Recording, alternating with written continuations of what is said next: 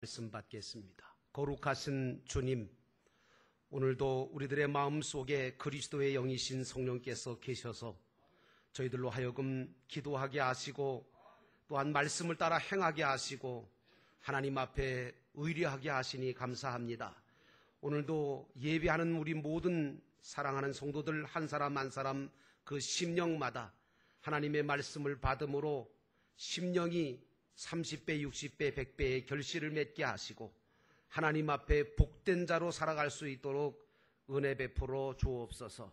이 시간도 주님께서 말씀을 전하고 들을 때에 성령이 운행해 주심으로 흑암이 사라지게 하시고 혼돈이 바로잡히게 도와주시고 또한 아버지 하나님께서 기뻐하시는 공허함이 아버지 하나님 정말 다 채워져서 하나님이 기뻐하시는 심령으로 성령의 충만함을 받은 심령으로 변화받는 이 자리가 되게 도와주옵소서. 이 시간도 성령께서 역사해 주실 것을 믿고 예수님의 이름으로 간절히 기도하였사옵나이다. 아멘. 예수님께서 오늘 산상설교를 하시면서 제일 첫 번째로 심령, 즉 마음이 가난한 자는 복이 있다 이렇게 말씀을 주셨습니다.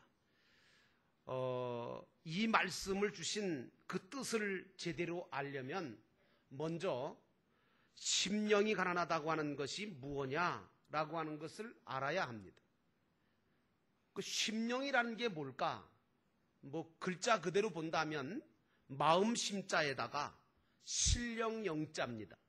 이걸 써서 심령이라고 표현하는데 여러분들이 창세기를 읽어보면 하나님께서 세상을 창조하실 때 해와 달과 별과 그리고 모든 나무와 동물 이런 모든 것들을 창조하실 때에 다른 피조물들은 다 하나님께서 말씀 한마디 하심으로 인해서 창조를 하셨습니다. 그런데 유독 인간만은 말씀으로 창조한 게 아니에요. 흙으로 육체를 빚으신 후에 그 코에다가 생기를 불어 넣으셔서 생명, 살아있는 영이 되게 하셨다고 성경은 말하고 있습니다. 이것이 바로 우리를 심령이라고 표현하는 이유입니다. 하나님의 씨가 된 자고 하나님의 자녀가 된 자고 기본 구원을 소유한 자로 하나님께서 우리를 심령으로 만들어주신 줄로 믿습니다. 그런데 오늘 예수님은 그 심령이 가난한 자가 돼야 천국이 그들의 것이 된다고 말씀하고 있는 겁니다. 예수님은 마태복음 19장에 가보면 어느 한 부자 청년이 예수님을 찾아오죠. 와가지고 예수님, 어떻게 하면 내가 영생을 얻을 수 있나요? 근데 예수님께서 난데없이 너 있는 거 다 팔아다가 가난한 자한테 다 나눠주고 너는 나를 쫓아라. 이렇게 말씀을 하니까 영생을 원하긴 했지만 이 물질을 놓지 못해서 물질로 인해 고민하며 돌아가는 한 부자 청년을 예수님께서 바라보시면서 뭐라고 말씀하시느냐면 부자는 천국에 들어가기가 낙타가 바늘 끼로 들어가는 것보다 어렵다고 말씀을 하셨어요. 자, 그렇다면 예수님은 부자를 싫어하시는 건 아닐까요? 혹시 또 천국에 들어갈 수 있는 그런 사람은 가난한 사람들만 들어갈 수 있다고 말씀하시는 것이 아닐까 하는 오해가 생기기 쉽죠. 아닙니다, 여러분. 오늘 예수님께서 말씀하시는 가난한 자와 부자의 기준은 보통 생각하고 있는 그런 세상 기준으로 말하는 게 아닙니다. 예수님의 말씀은 세상 기준이 아니라 하늘나라 기준인 것을 여러분 깨달으시기 바랍니다. 그러므로 예수님이 말씀하시는 심령이 가난한 자라 하는 이 말씀은 쓸데없는 세상 욕심이 정말 있느냐 없느냐. 그러니까 심령이 가난한 자는 쓸데없는 세상 욕심이 없는 자를 말하는 거예요. 그러면서도 하나님의 것으로 가득 차 있는 사람, 그리고 하나님께로부터 주어진 것을 가지고 부지런히 이루어 가려고 하는 사람을 가리켜서 가난한 자다라고 말씀하고 계시는 겁니다. 그러면 부자는 또 어떤 사람입니까? 반대로 말씀드리면 그 심령이 교만과 욕심으로 가득 차 있고 자기중심적이며 인간적인 생각에 사로잡혀서 천국을 바라보지 못하고 세상을 바라보면서 이루어가는 삶보다는 누리려고 하는 삶을 살려고 하는 사람, 이 사람을 가리켜서 부자라 이렇게 말씀하고 있는 겁니다.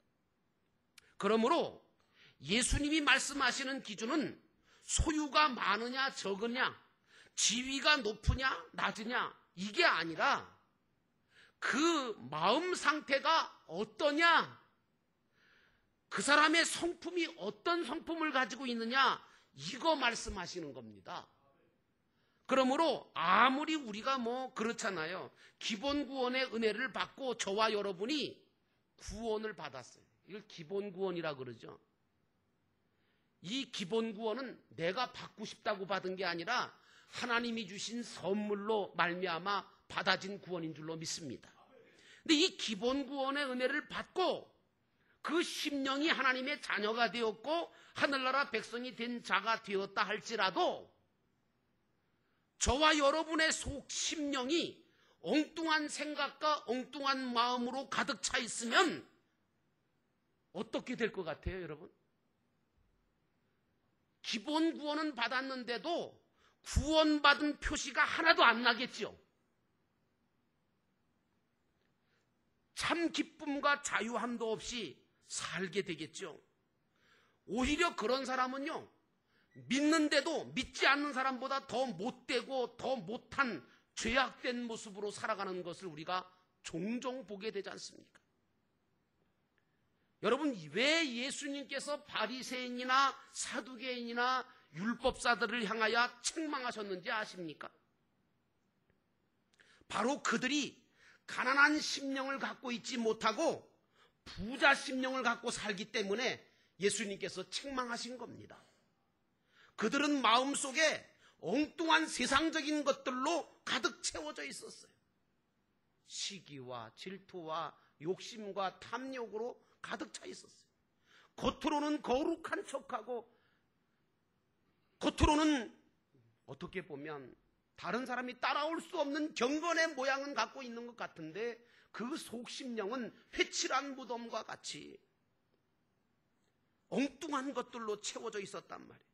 그래서 세례 요한도 그 요단강가로 나오는 바리새인들을 향하여, 유대인들을 향하여 뭐라고 얘기하느냐 하면 독설을 퍼붓죠. 독사의 자식들아 이러죠. 그렇게 책망한 이유가 거기 있는 겁니다. 여러분, 이런 사람들은요, 그 속에 독을 가득 품고 있어서, 독이 들어 있어서 자신도 죽이고 남도 죽이는 역사가 일어나는 겁니다. 여러분, 그렇잖아요. 요즘 예수 믿다가 실망하는 사람, 왜 실망할까요? 또 예수 믿기를 원하는 마음이 하나님이 주셨는데 예수 믿는 걸 안 믿으려고 그래요. 왜 그럴까요? 그건 전부 다 믿는 사람들 가운데 심령이 가난한 자가 아닌 사람, 심령이 부자들 때문에 예수 믿는 길이 막히는 거죠. 그래서 믿는다는 사람들 중에 이런 심령들이 많이 보여지는 거예요. 세상에 믿는다는 사람이 저럴 수 있는가? 세상으로부터 손가락질을 받아요. 또 그 모습 때문에 구원받아야 될 영혼들이 예수님을 믿지 못하고 실족하고 말아요. 이런 모습들을 우리가 보면서 참 안타까워하는 것입니다. 그런데 알고 보면요, 그거 별로 실망할 거리도 못 됩니다. 왜냐? 이처럼 인간은 사실 자체적으로 완전한 인간이 없거든요. 또 강하지도 못하고 오히려 연약하고 부족하고 불완전하다는 게 확실합니다. 그래서 때때로 세상의 유혹에 넘어가기도 하고 환난과 시험 속에 넘어지고 쓰러질 때가 많이 있는 게 사실이거든요. 그래서 모든 인간들은 겉으로 볼 때는 강한 것 같아도 깊은 내면 속에 들어가 보면 연약함들을 가지고 있습니다. 어떤 분은 또 신앙생활 하시다가 자기의 그 모습, 자기가 자기 자신 모습을 제일 잘 보거든요. 하나님이 제일 잘 보시고요. 그 다음에 자기가 자기를 제일 잘 봅니다.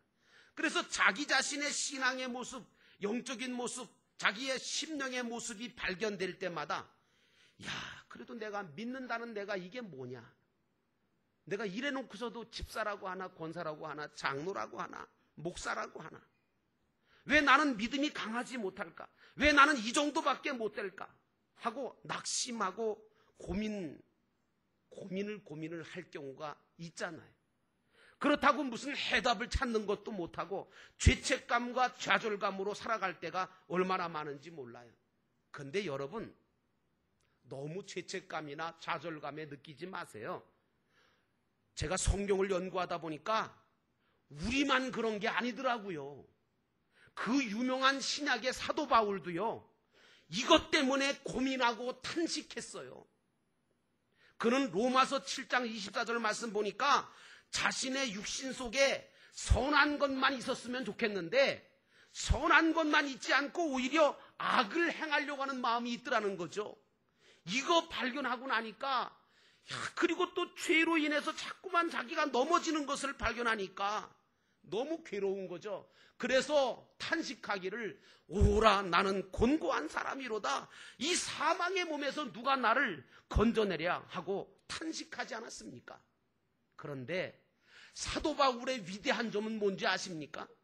이런 것들을 알면서 탄식하고 좌절하고 죄책감에 붙잡혀서 그냥 절망한 게 아니라 사도 바울은 예수 그리스도 안에서 그 모든 것들을 해결할 수 있는 비밀을 얻게 된 줄로 믿습니다. 여러분, 그러므로 저와 여러분도 예수 그리스도 안에서 이 모든 것들을 해결할 수 있는 은혜를 받기를 주의 이름으로 축원합니다. 그래서 바울은 주 예수 그리스도로 말미암아 하나님께 감사하면서 로마서 8장에 이렇게 말하잖아요. 그러므로 이제 그리스도 예수 안에 있는 자에게는 결코 정죄함이 없나니 이는 그리스도 예수 안에 있는 생명의 성령의 법이 사망의 죄의 법에서 너를 해방했다라고 말하고 있습니다. 그리고 로마서 8장 26절에 바울은 강력하게 말합니다. 이와 같이 성령도 우리의 연약함을 도와주신다. 우리는 어떻게 기도할 것을 알지 못하지만 성령께서 친히 이루 말할 수 없는 탄식으로 우리를 위해서 대신하여 간구하여 주신다고 말하고 있습니다.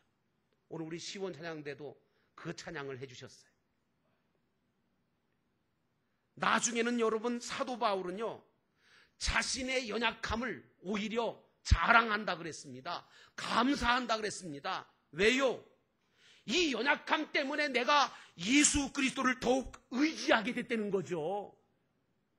이 연약함 때문에 내가 그리스도 안에서 이기는 자, 강한 자가 되었다고 고백하고 있습니다.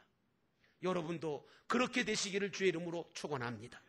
그러므로 믿는 자들은 자신의 연약함이나 부족함 때문에 주눅이 들거나 부끄럽게 여기거나 주저앉아서 좌절하지 말아야 됩니다. 여러분, 그런 느낌이 자꾸 들고 그런 마음이 들수록 여러분은 더욱더 주님의 은혜를 구하시기를 주의 이름으로 축원합니다. 그리고 그리스도 안으로 들어오시기를 주의 이름으로 축원합니다. 그리고 그리스도께 붙어있기를 주의 이름으로 축원합니다. 그래서 모든 것을 주님께 맡기고 전적인 도우심과 인도하심 속에 깊이 들어와 하나님의 은혜를 체험하시는 믿음의 사람 되시기를 축원합니다. 이게 바로 우리가 가져야 될 믿음이에요. 그러므로 믿는 자에게는 가난함과 연약함이 도리어 은혜가 되고 복이 될 수 있는 거예요.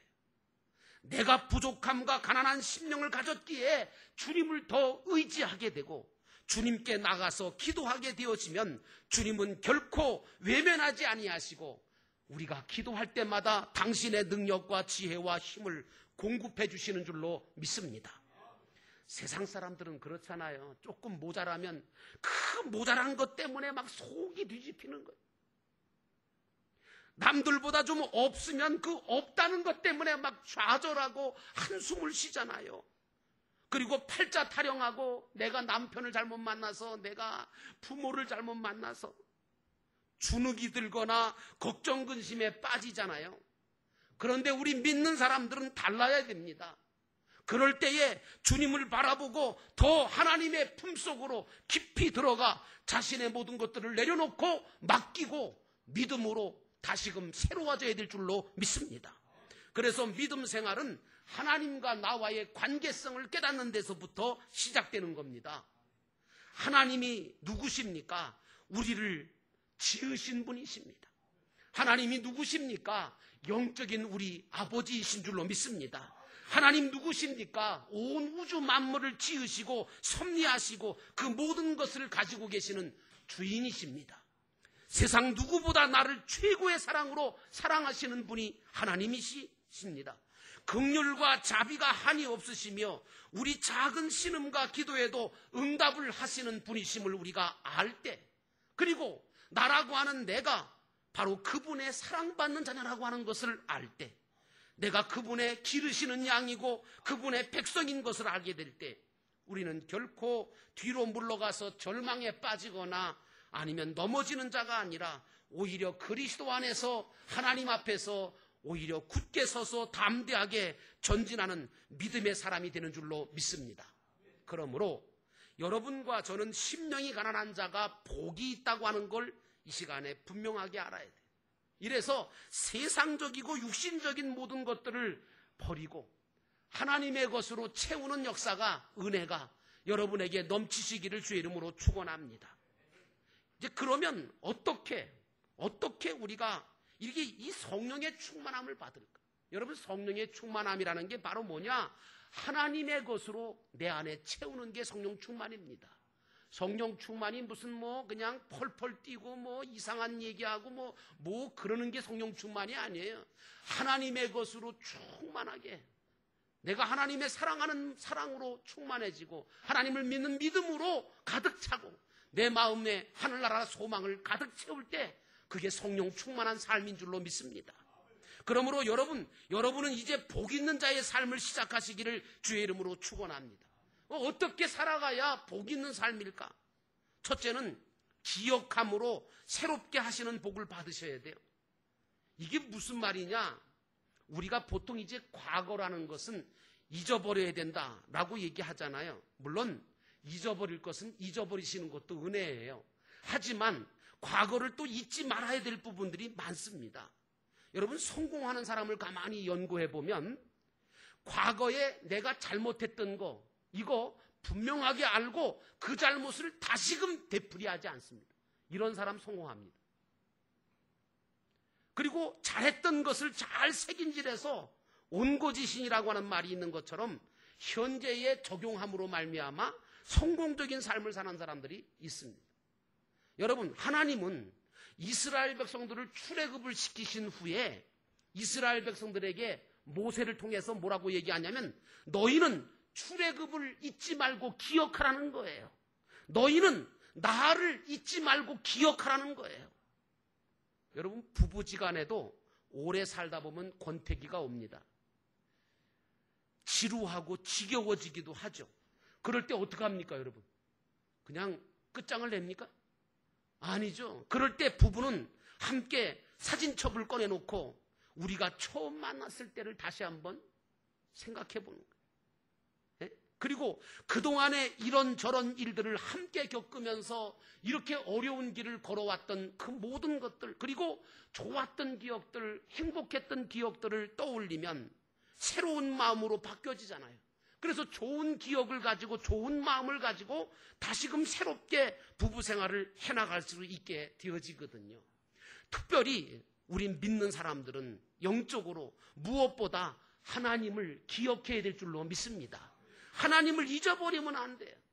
모든 문제는 하나님을 잃어버리는 데부터 시작되는 거예요.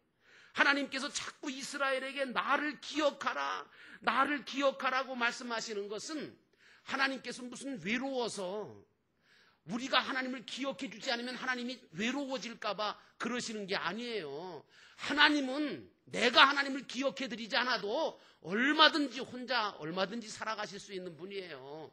근데 왜 기억하라고 그러느냐? 우리 신앙과 우리 인생의 지루함과 허무함이 찾아올 때 우리가 하나님을 기억함으로 말미암아 그리고 그 하나님께서 우리 인생을 순간순간 지금까지 어떻게 인도해 오셨는지를 돌아보게 될 때에 저와 여러분의 마음이 새롭게 변화되어지는 줄로 믿습니다. 그래서 다시금 힘이 나게 되고 다시금 하나님을 선하시고 기뻐하시고 온전한 뜻이 무엇인지를 분별해서 새로운 삶을 시작할 수 있기 때문에 하나님이 나를 기억하라고 말씀하시는 거예요.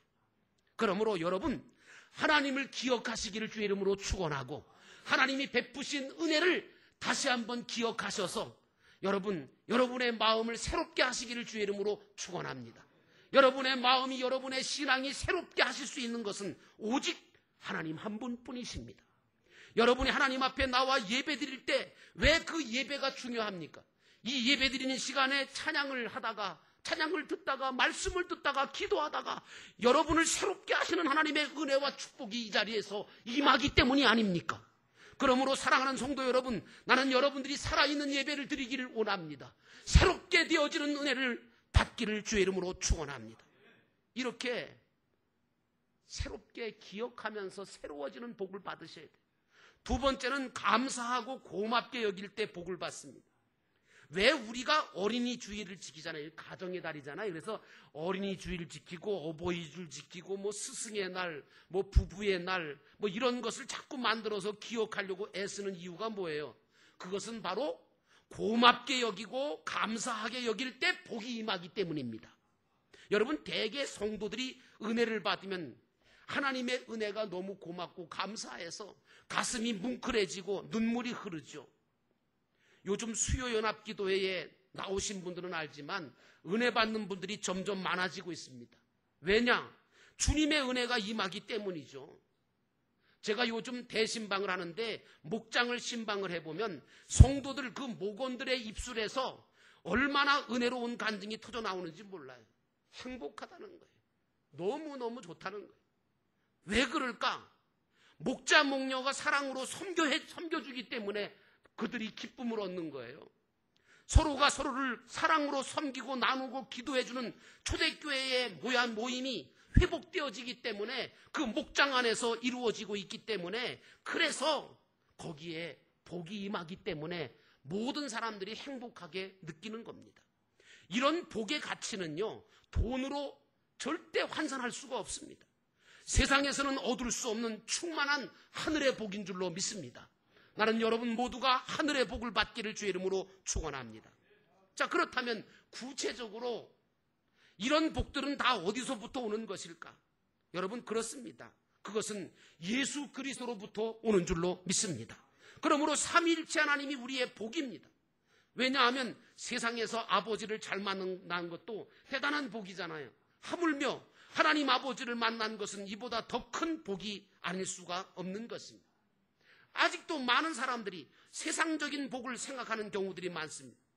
여러분, 중국의 고전 중에 시가에 보면, 여러분 그 사기 같은 거, 중국 그 고전 중에 사기 같은 걸 보면 오복을 얘기합니다. 그 오복을 보면 첫 번째는 수가 나와요. 수. 오래 사는 거죠. 그 다음에 부가 나와요. 부는 부하게 사는 거죠. 그 다음에 강령이 나와요. 강령이 뭐냐? 몸이 건강하고 마음이 평안한 것을 강령이라 그래요. 그 다음에 유호덕이 나오죠. 덕스럽게 사는 거. 그 다음에 이제 고종명이 나옵니다. 고종명은 살 만큼 오래 살다가 편하게 죽는 걸 고종명이라 그래요. 요즘 연세 드신 분들이 다 고종명을 원하죠. 그런데 여러분, 기독교인들에 있어서는 이런 5가지 복보다 더 큰 복이 있는데 바로 예수 그리스도가 복인 줄로 믿습니다. 예수님은 우리에게 영원한 길과 진리와 생명을 주셔서 우리로 하여금 복된 삶을 살게 해주시기 때문입니다. 이제 저는 여러분의 심령이 가난해지기를 주의 이름으로 축원합니다. 그래서 여러분들의 심령이 이제는 더 이상 욕심과 교만을 다 버리고 예수님을 모시고 진정 심령이 가난한 자가 되어서 천국을 소유하시는 축복을 받게 되시는 하늘의 백성이 되시기를 주의 이름으로 축원합니다.